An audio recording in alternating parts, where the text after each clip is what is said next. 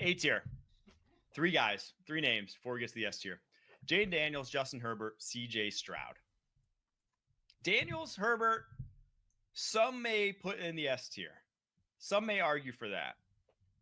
I'm not going to go to bat for them just yet. Nope. Daniels, obviously, just because, he was a rookie last year. It was great. I think he was still comfortably behind those 4 guys in the S tier in terms of his on-field performance. And I think until we really see, you got to really see before you get into that S tier. Like, yeah, I'm not just going to put a guy there just because he could reach it. You need to see it, and you need to see it for like a season plus to really feel good that that guy is a superhuman. So Jayden Daniels, comfortably in the elite tier, not going to move him ahead. Herbert. Wow. It is such a ridiculous take. And the title, Why Commanders Jayden Daniels Isn't Good Enough for the Superhuman QB S tier. Okay.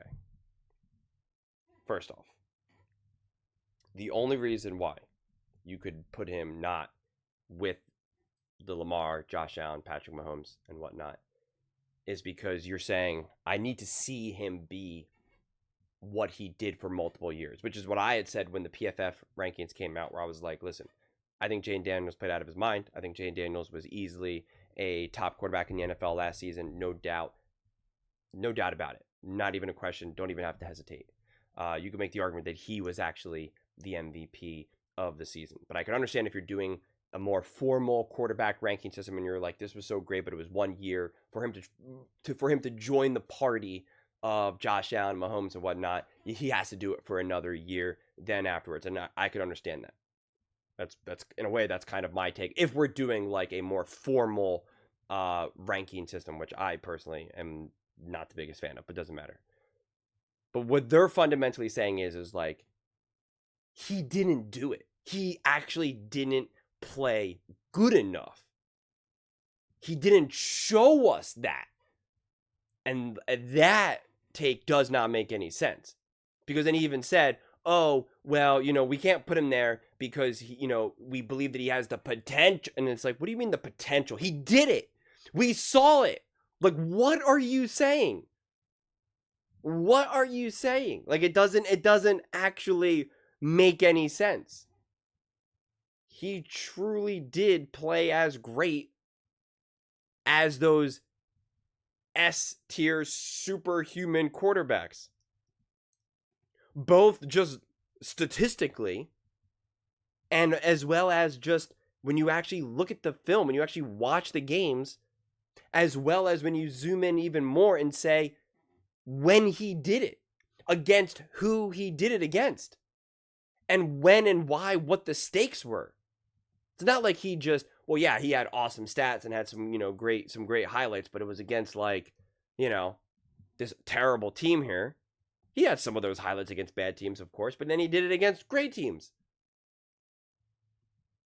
So, what are we missing here? What are we missing here? Doesn't make any sense to me. None. Zero.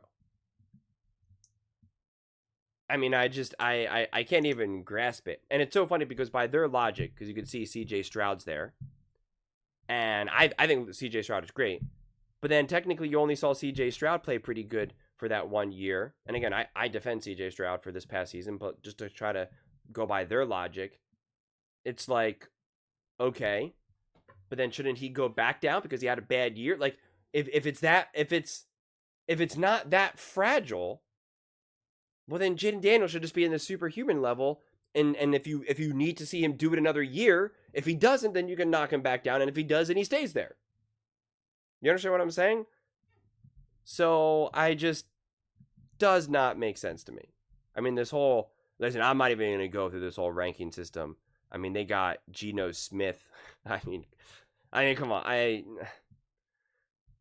Dak Prescott. I'm going to have to make a separate video now that I'm looking at this even closer. I mean, they got Baker and Dak. I mean, okay, I'm about to trigger myself here. I guess at the end of the day, when you look at something so bizarre here, you can you can at least, I guess, appreciate that Jayden Daniels is above there. And I guess the only quarterbacks that are not there are going to be obviously the main four that we know. So it's like, if we want to be forgiving, but it's the logic that I always go after. I think that's such a common theme of how I go about this type of stuff. It's the logic. It's saying why, Jayden Daniels isn't good enough for this superhuman QBS tier.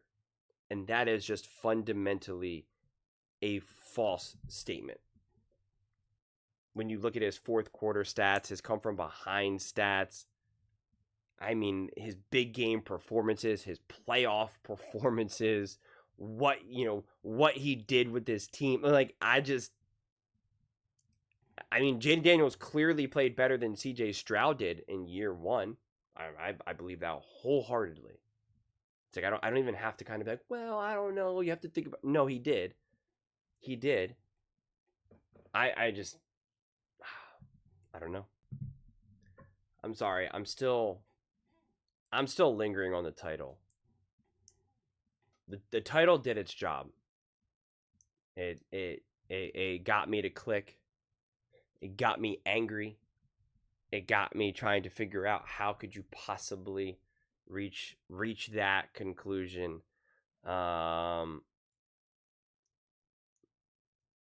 think so many people missed a lot of Washington Commanders games, and therefore obviously Jayden Daniels games. I think that's a big part of it as well. I think the Commanders going into that season did not have a lot of momentum. Even Jayden Daniels didn't have a lot of momentum, at least from like a media perspective, something that I talked about in like June and July of last year in August, saying how Jayden Daniels would have like a little bit of an uphill battle with the media and going up against Caleb Williams for like an offensive player of the year. And that ended up being true because they talked more about Caleb Williams not being successful than they talked about Jayden being successful. That was a very real thing. Even in the infamous Hail Mary game, it was more about like, could you believe what went wrong for the Chicago Bears rather than what went right for Jayden Daniels and the Commanders. And I think so many games were skipped. And I don't think people go back and watch games. And I know how exhausting and how much time it takes for me to watch these games, take these notes. I don't think I have to imagine a lot of people skip a lot of those steps. I really do. Because a lot of it also comes from anxiety. I'm an incredibly anxious person, and I need to know what I'm talking about. It would make me so uncomfortable to talk about the Chicago Bears versus the Washington Commanders game and not actually watch that game and just kind of have a feel for kind of what happened and like looking at the it would make me really uncomfortable. There's a reason why sometimes when I have my takes, like I can bring such intensity and such like confidence to them, and it's just because it's like it's what I believe in. It's not to say that I'm going to always be right, but it is at least based off of my own observations, my own of like what I saw, and the notes that I took, and me remembering exactly how I was feeling when I was watching said game. It's why I love breaking down post games. That's why I love Monday and Tuesday, because it's like, let's talk about what we just saw. How did it happen? Why did it happen? What's the story here? Like that's my favorite. That's my favorite. And I just don't think a lot of people go about it that way. And I think you miss out a little bit when you go back in time. Even if you were the type of person who was like, oh, you know what? I missed that week 7 game. Let me go back and see. I think it's hard to recapture that moment because you have to remember what was the conversation at the time. What were people's thoughts going into that game? What were the expectations? You forget them. It's gone now. It's already past. You got to experience it in real time. And I think Jayden Daniels' year really needed to be experienced in real time to kind of see how it all came about and the momentum that became built around it all.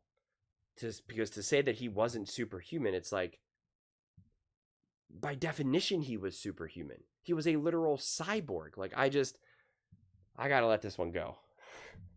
I gotta let this one go. I mean, it's just, no. No. But those are just my thoughts. I'd absolutely love to hear yours. What do you guys all think about the Washington Commanders? Do you think Jayden Daniels is just not good enough? That's what I'm gonna make my title. I'm gonna say Jayden Daniels isn't good enough to be a superhuman quarterback. I mean, that's, I guess that's what it is, man. But let me know in the comments below. I read every single comment. So whether you agree with me or disagree with me, either way, let's get in some discussions. Let's get in some fights. But ultimately, let's just have some fun. And please do consider subscribing. We are building an amazing community here, and I absolutely love to see you part of it. I want to build something that we all generally feel connected to, something that we're really excited to be part of. I think we're well on our way to doing it. And please don't forget to give this video a thumbs up, as it really does help with visibility and the algorithm. Thank you so much. See you next time.